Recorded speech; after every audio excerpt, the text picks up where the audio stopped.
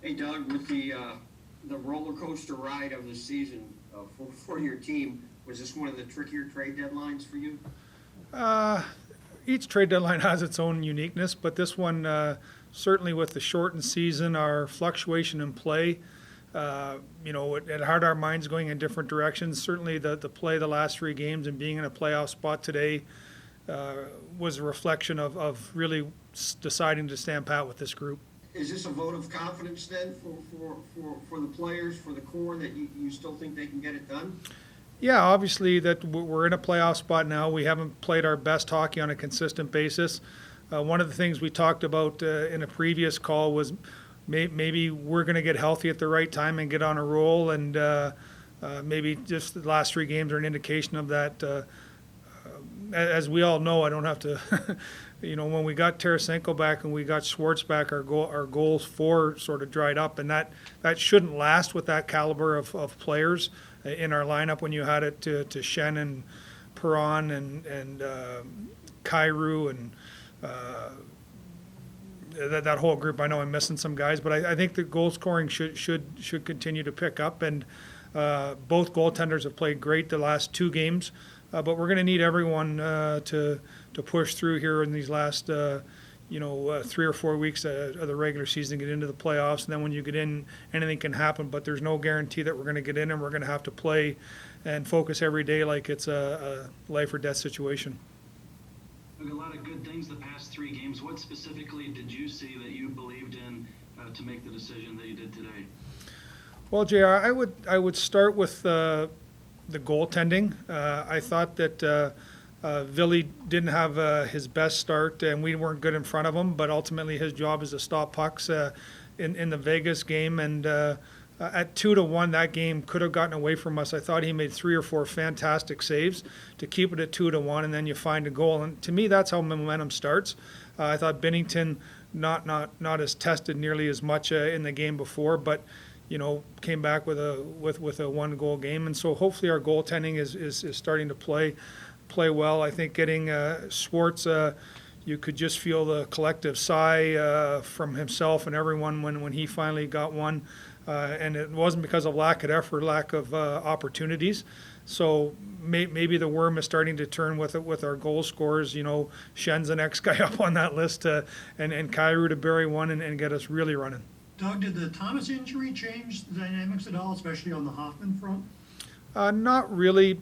We don't. We're hoping it's not a long-term injury, that he'll be back. And I didn't really correlate those two together. Obviously, if Thomas didn't get injured and he didn't play, there might have been something different. But when he gets in there and he scores a couple of goals, and depth is important, I'm not saying it made it easier or harder or different, but he's a guy that we're counting on right now, and you move forward with that information.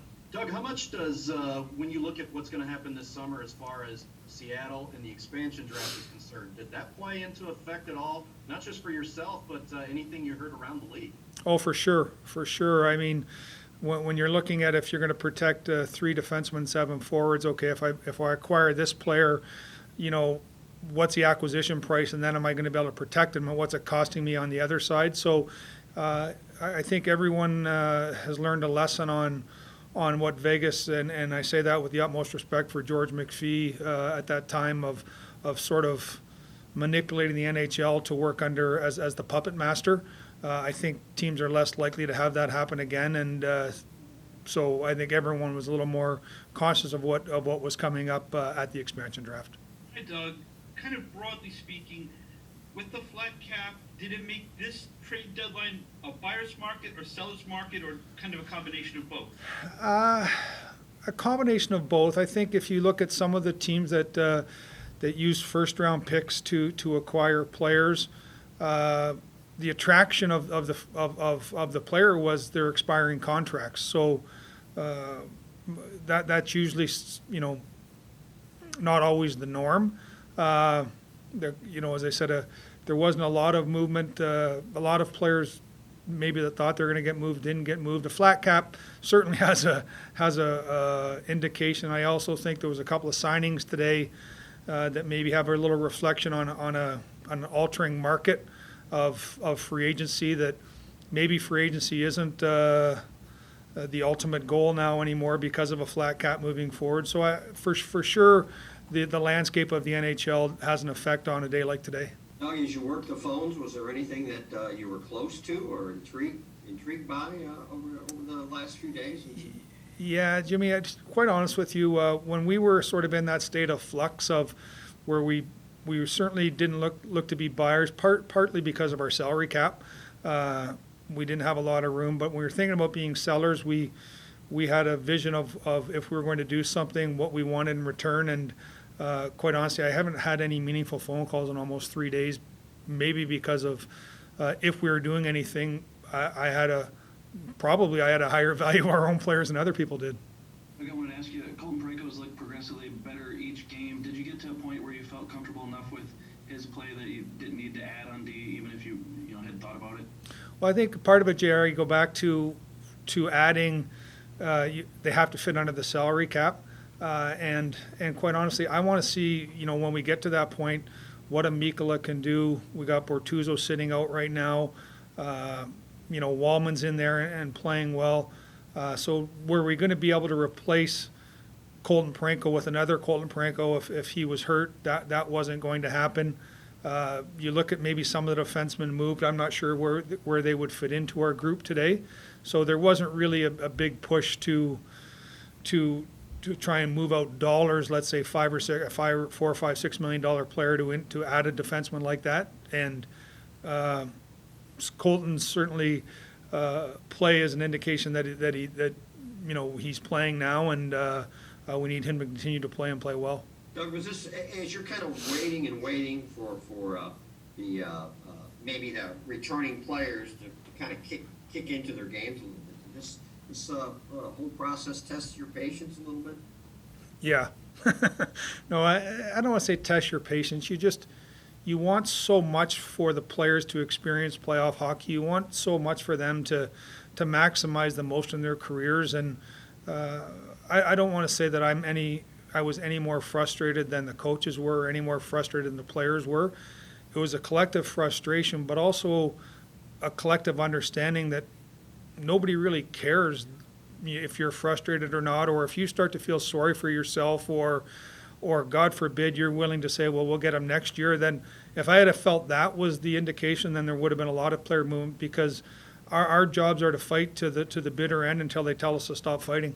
Okay, I know you touched on the goaltending in Bennington specifically earlier, but how much do you attribute his game the other night, the 50 saves, the swag after the game were coming? How much do you attribute that to the team playing well here lately? Well, he's a big part of our team. I think that the 50 save, I don't want to denigrate the 50 saves, but the scoring chances weren't of the 50 shot caliber scoring chances. So he made the saves that were needed to be made, and Benner's got an attitude, and that's part of his game, and I have no problem saying it, but you got to back it up, and now Ville backed it up, and he backed it up, and now we got to continue to back it up if we want to have success. Doug, realizing you're only as good as your next game, do you sense a little momentum by your team? Well, I certainly hope so. In my own mind, Jimmy, what I was hoping for last Wednesday was we have to get to next Saturday being a meaningful game in Arizona. We were 5 points back with a game in hand. Now we're 1 point up with a game in hand. So the players have done their job of getting to that game, because that's the team that we were chasing, now is chasing us. So you want to make these games meaningful. The guys have done a really good job of getting there. Right now we're going to have one or two games depending on tonight's game, and then we're going to have a showdown with Arizona, a team that we knew well for what would it be, 13 or 14 days, and we haven't seen since or won't see again. So I'm looking forward to that game, because it's now going to be meaningful regardless of what happens between now and then. But our focus is now on tonight and Colorado. I thought we played a heck of a game 2 in Colorado. I thought in game 1 it was a good game. They scored that goal at the end of the second period that I thought deflated us. And then to come out and play as well as we did the next night, I was really excited for the players that they they didn't. They did find the resolve. It was a really difficult way to lose. A seeing eye puck that goes in on a deflection, and I felt bad for Hoos that night. But the way they responded from that has been good, and now we just got to keep playing well. Doug, anything as this went along on the Jaden Schwartz front? Did you try to get a deal done with him during this? I don't want to get into specifics. We try and keep those things behind closed doors. But Jaden is a player that we talked about earlier that is a primary player for us that we'd like to keep here, and nothing has changed since then or until the day that we hopefully get him signed. So you can't tell us if the duck is paddling under the water. Always.